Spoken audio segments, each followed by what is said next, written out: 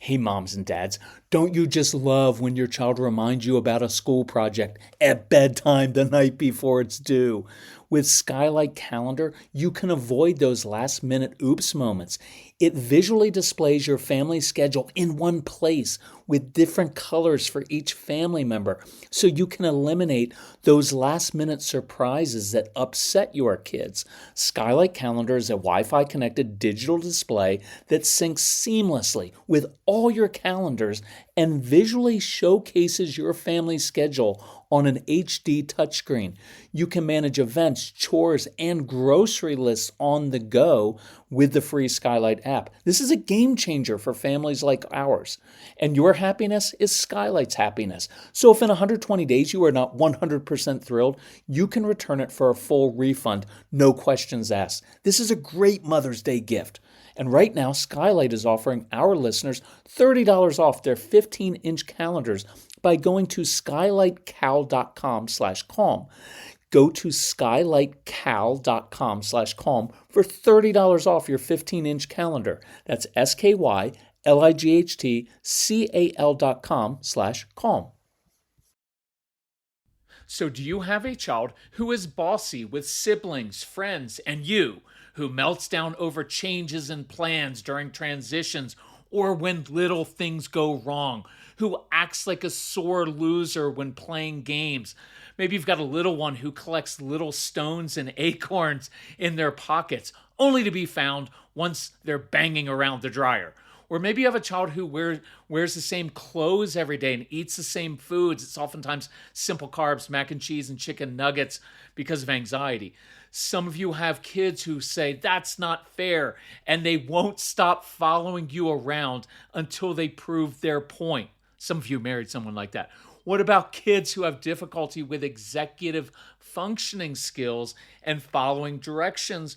And I know a lot of you have kids who struggle with anxiety over new experiences. Good. All of these behaviors have the same root cause. And that is what we're going to discuss on today's episode of the Calm Parenting Podcast. So welcome. This is Kirk Martin, founder of Celebrate Calm. You can find us at celebratecalm.com. Look, even if your child doesn't struggle with one of the examples I go through, I hope you will extract some key principles you can apply to your own specific situations. And for some of you, these situations are coming in your future. So you have kids who have busy brains. Their brains are always swirling with thoughts and ideas, and their brains run really fast, and it feels kind of chaotic in there, like they don't have control over it. And then some of you have kids who have sensory processing issues, so it kind of feels like their bodies are out of control. And that's why we like doing a lot of sensory exercise, building little obstacle courses in the backyard so that they crawl under and over things, moving heavy objects, doing martial arts, swimming, rock climbing, and gymnastics. Those are often great activities. Plus, many of our kids do better with independent activities versus team sports, which we'll get to. Now, you combine all of this with a fast-paced lifestyle, going from school to extracurriculars, where an adult is always telling them what to do, and guess what the result is?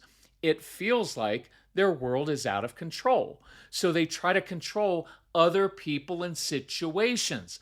That's why you can't play board games with many of your kids, because they're going to cheat, change the rules of the game, or quit. Why? Because that guarantees the outcome of the game. It eliminates the unknowns. It means they won't be a loser. The issue isn't that they're a poor sport. It's that they're not confident enough to try and fail and lose without feeling like a loser. So they boss you and their friends and siblings around because it gives them a sense of order or control. It's why little things going wrong or changes in plans frustrate them and result in meltdowns. See, when big things go wrong, it actually stimulates their brains and they focus better because of the brain stimulation. But if you don't do certain little things right, it really messes with your sense of order. So what about a kid who gets super upset when little things go wrong. So here's a quick example. Child comes home after school one day, makes a paper airplane, flies the paper airplane. It doesn't fly the right way. So your child crumples up the paper and throws it down. This is stupid airplane. And some of your kids, if you're not creating successes enough, will internalize it. I'm dumb. I'm stupid. I can't do anything right. And we don't want that to happen. So usually what happens in this situation, every good mom and dad walks into the room. Oh, honey, that was a good airplane. Nope, wrong thing to say. Why? Because your child is going to look at you and say, duh, if that were a good airplane, it would have flown the right way. And so what I'd rather you do in this situation is walk into the room and your child's going to be fuming, upset and say, you know what? If I were you, I'd be frustrated too. You put a lot of time into making that paper airplane. It didn't fly right. That's frustrating. See, that intensity in the moment when they are intense is often very calming. I know it is counterintuitive, but try it sometime. Then often what I would do is say, oh, you know what? I just forgot. I've got to get something from upstairs. I need to get a drink. I need to go to the bathroom. When I get back, hey, I bet we could problem solve a different way to make the paper airplane. And so what I was doing was, instead of trying to convince the child not to be upset, which makes them more upset, same thing for a lot of you when your spouse says, oh, honey, there's no need to be upset. You're just overreacting. Nope, not the right thing to say. What you want is for someone to say, yeah, if I had a friend who said that to me, I'd be really upset too. If my mother-in-law, if my own mom said that to me, man, that would really hurt. See, the intensity says, I get it. It's important to you, and I understand. That is very calming. But now when I say, hey, I need to go get something from my closet, get a drink, I'm removing myself and giving the child space to process his or her emotions without me standing over the child. That is extremely important, and that's really helpful. So, and now I'm offering to problem solve. So, look, this is why little kids collect acorns. Why? Because it's one small thing they have control of in life. Because all day long, everyone else is telling me what to do and what not to do. But see, with these little acorns or stones in my pocket, I can manipulate them with my hands. I can put them in my mouth, in my ear, and ultimately in the washing machine. It's why kids like playing with their dolls and being the teacher. Many of you have kids like that. They wear the same clothes, eat the same food, because that provides consistency. And if you really want to understand the benefit of this, it's actually pretty brilliant. Because I know exactly what I will be wearing and eating every day, which I do, I no longer have to devote any mental or emotional energy to those choices, which allows me to focus my energy on creative thinking, strategic thinking, and pursuits that interest me. See, it's really interesting, and these kids have a high need for justice, because if something isn't right or fair, according to them, then that creates gray areas and messes with their sense of order inside. That's why my first step to calm an upset child is not to say, hey, you need to calm down, because that makes everyone more upset. Partially because you're drawing attention to and shining a spotlight on them at their worst, and that causes embarrassment. My first step is always to give an upset child or parent a mission or challenge that they are in control of. If you need help with this, go back, listen to the podcast, How to De-Escalate a Nuclear Meltdown. It's from May 5th, 2024. It's really helpful. Now, what about a rude daughter who argues with you? Because a mom had written and said, my daughter's rude. She constantly argues with me and corrects me. If I say dinner will be ready in 10 minutes, she will correct me and say, Mom, the timer actually says 8 minutes. How can I get her to stop being rude? And my response is, she's not being rude. She is being precise. And instead of constantly getting irritated with your kids, see the benefit of these traits. See, instead of accusing your daughter of being rude and correcting her, and by the way, that just never, ever works, you could say, with an admittedly forced smile, honey, Do you know do you know that how that trait is going to help you? It's going to help you accomplish amazing things in life. See, I apologize for assuming you're trying to be rude. In fact, you're just being precise. And that is a perfect and necessary quality to have if you want to be a surgeon, an architect, a dentist, an accountant, a builder, a veterinarian, a craftsman, and so many other professions. It means people will be able to count on you because you are direct and honest and specific. I wish I was more like that sometimes. See, that will totally change how the daughter sees herself. It will take away the power struggle. And once you understand why your kids do things, you can get to the root of all of these issues and teach them and build them up. So, what about a kid who is a poor sport or melts down when losing? What about a kid who bosses siblings around? Let's dig into that next. So let's geek out together for a minute over gut health because I'm really into this. I just learned that prebiotics are the food that help fuel the growth of healthy bacteria, the probiotics, in your gut. So you have to have both. And that's why AG1 helps my digestion, calms my stomach, and keeps me regular. Look, I've loved my morning AG1 routine for years, long before AG1 became a wonderful partner to the podcast. It's a quick, easy win because I start my day with 75 vitamins, probiotics, prebiotics, and whole food sourced ingredients. I just don't have that stomach distress anymore, where that bloating, that kind of interferes with your day and puts you on edge. Plus, my weight is down. I've got energy for this hiking season. I'm drinking my AG1 right now while I'm recording this, and I think you should as well.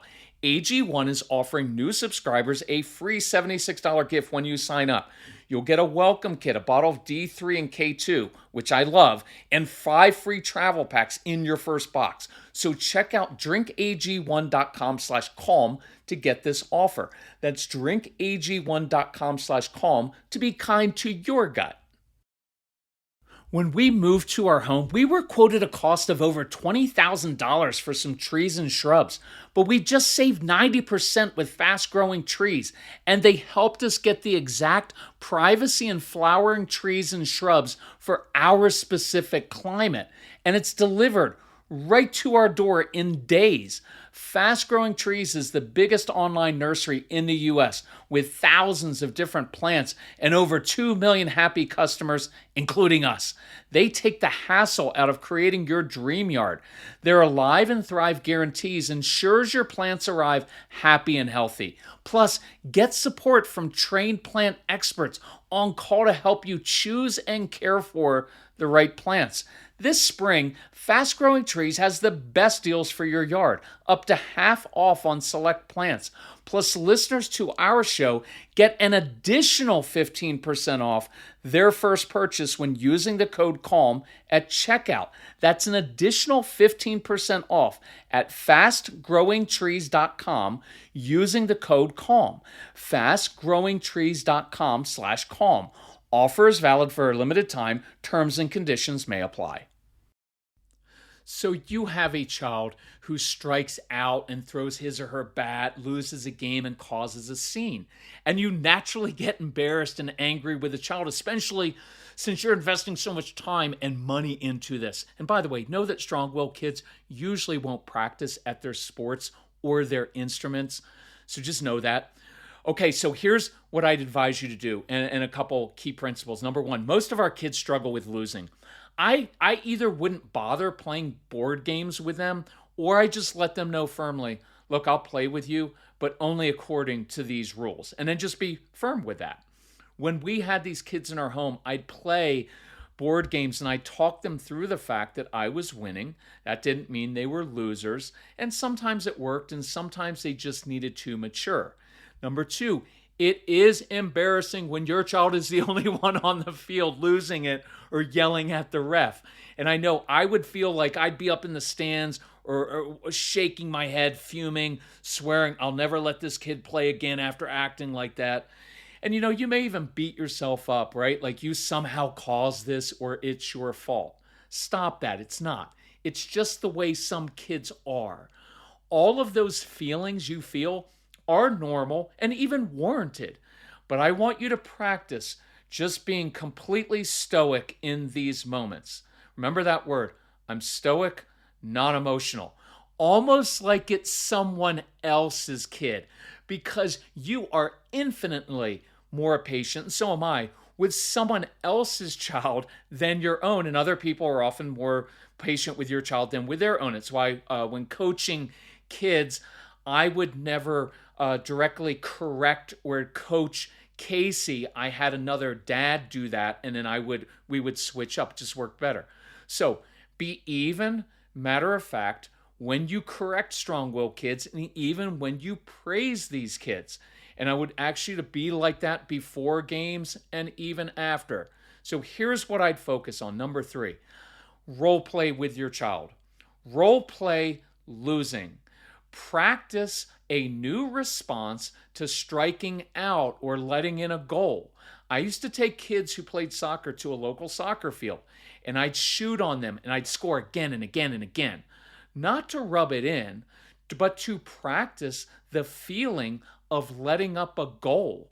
I would then practice a new routine with them. When you get scored on, you can't let the other guys see you sweat or react. So here's what I want you to do. You turn around to get the ball from the back of the net, and you can silently utter one curse word just to express your frustration, or if you don't like that, another word like reset. But once you pick that ball up, your demeanor changes. You are confident. You roll that ball calmly to the ref, and you reset yourself. See, we tend to focus on what the child should not do in all these situations. Don't throw your bat, don't slump your shoulders. But let's focus on what your child can do when he or she does make a bad shot or loses. Physically practice that on the playing field over and over again until it becomes new muscle memory. Lectures just don't work. Appealing to the fact of you have a team and you're letting your teammates down, and if you do that, see, those lectures, they don't mean anything. You have to practice that. And those lectures actually drive in more shame and make your kids more upset. I have no problem with a kid like, of course, you know why I kind of like this is because you're very competitive and you're conscientious and you want to win. So here's what we need to do differently. See, I'm just talking to them like an adult. I would watch games on TV.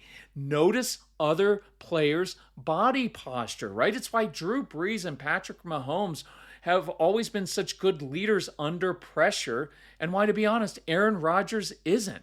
He shakes his head at his players and he shows disgust too easily. So look up some stats on how often your child's favorite player loses or strikes out.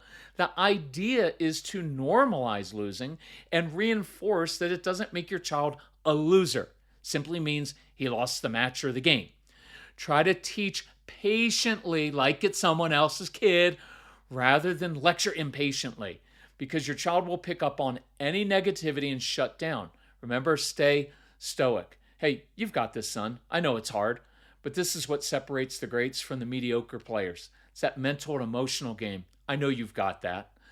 So model this in your own life. It's likely that you get frustrated and react when things don't go well in your life. So ask your child to help you with a different response to one of your common triggers. And that way, look, you're both working on it together. We have kids who are defensive and feel like the black sheep, like they're always in trouble and everybody's against them. So to be able to come along and say, hey, have you ever noticed in traffic or noticed when I'm trying to fix something around the house, I just get frustrated and I throw my tools down. Yeah, I need to work on that too. See, now you're modeling for it. It might be the most important thing we've talked about this whole podcast. And you have every right to say, look, if you don't practice losing well, then you're simply not going to play. I have no problem with taking a tough line on this. You don't have to keep paying for expensive sports and traveling to have your child participate. You don't. I'd recommend trying the above things first, very patiently. Let's see if we get some progress on the emotional side of your child's game and your game as a parent, right? That's the big win in life anyway. And if your child does dig in and refuse, Then cut back on the tournaments until your child decides that he or she is going to work on this. Okay, let's work on that, because I think it's a really cool process when you see them make progress and you're being involved. Okay, what about a kid who bosses his or her siblings around? Look, your child bosses their siblings around because that's what people do when they feel like everything's out of their control. So when you hear your child do this, let's firmly say something like, "Oh, David, I just remembered. I could really use your help with something. I'd encourage you to have a few pre-planned jobs or missions that your child can do around the house, even outside the house. Missions that they feel in control of, that they're good at doing, so that they don't feel the need to control their siblings. If your child is jealous of a younger sibling, which makes sense, right? Like I was king of the home, and then this younger sibling came along, and everybody's paying attention to him or her. And so pull that child aside and say, "Man, I could really use your help. You're so grown up and smart. You can do all kinds of things that your little brother can't.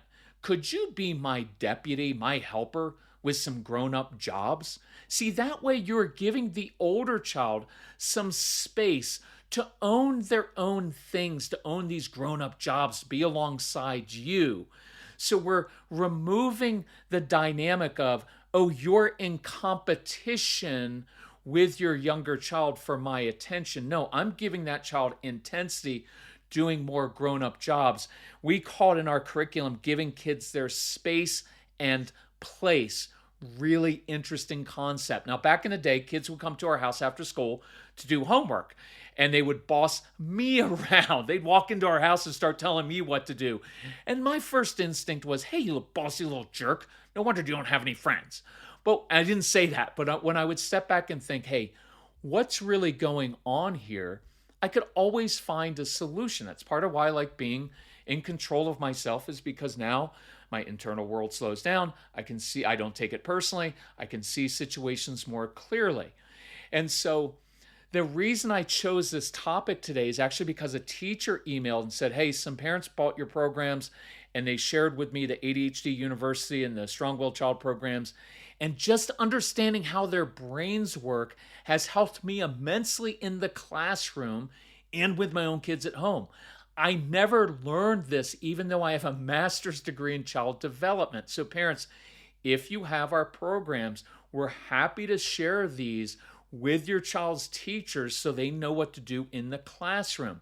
So I would look at one of these kids who came in and bossed me around and say, "Look, I get it. All day at school, teachers are bossing you around, right? Telling you exactly how to sit and stand and walk down the hall, when to pick up your pencil, when to stop talking.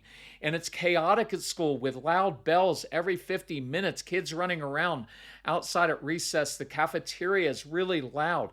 I bet that feels all out of your control, doesn't it?" And then you see these kids nod their heads. And I'd say, "Well, then you come to my house and there's a bunch of kids here. And because everything seems like it's out of your control, your natural instinct is to boss me or the other kids around." And you know how I know that? Because I'm the same exact way.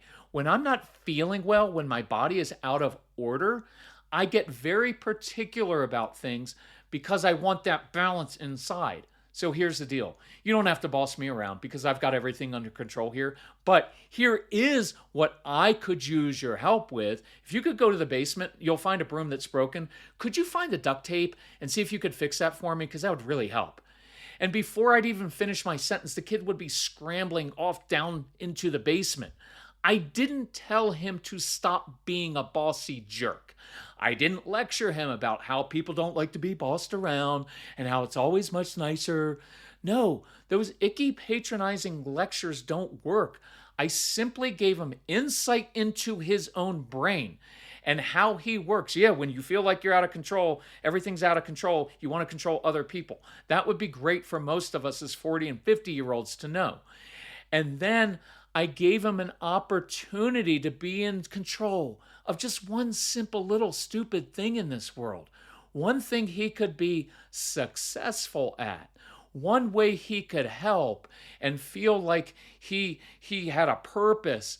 One thing he could feel proud of.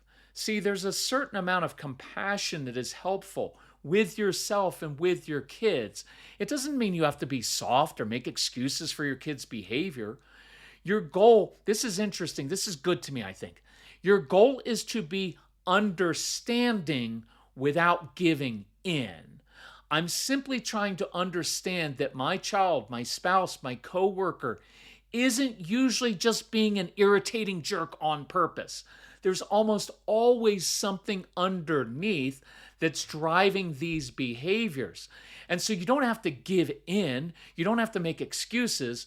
You simply are assuming the best about their intentions, and that leads to a less defensive response. And it actually leads to you now problem solving and knowing what the underlying need is. See, that changes all kinds of behavior. So here's your homework this week. Be a student of your child and really try to understand what is driving your son or daughter's behavior. Then give your kids tools to help them feel back in control. Or in another podcast we've done or throughout the programs, we talk about the need for brain stimulation, right? If I've got a kid who's arguing all the time, sometimes picking on siblings to get a reaction, well, what they're looking for is intense emotional engagement, brain stimulation. So if I know that, I can meet that in a healthy way. And so while you're doing this and you're giving them a sense of feeling back in control, you're also demonstrating that you can control yourself. And that's a huge win. Look, if you want hundreds of more examples like this and more detailed insight, go through the Get Everything package. It's celebratecalm.com. We have a big sale going on right now. Or email Casey. He'll give you a specific recommendation based on your specific needs, or he can help you financially. But if we can help you with that or anything else, let us know. Thank you for engaging so much. Thanks for listening to this podcast and letting me challenge you at times. Thank you for being on Instagram. And I interact a lot with parents there, and I really, really am enjoying that. Thank you. Thank you for sharing the podcast, and thanks for being good parents. I know this is really hard. All right. Talk to you next time. Bye-bye.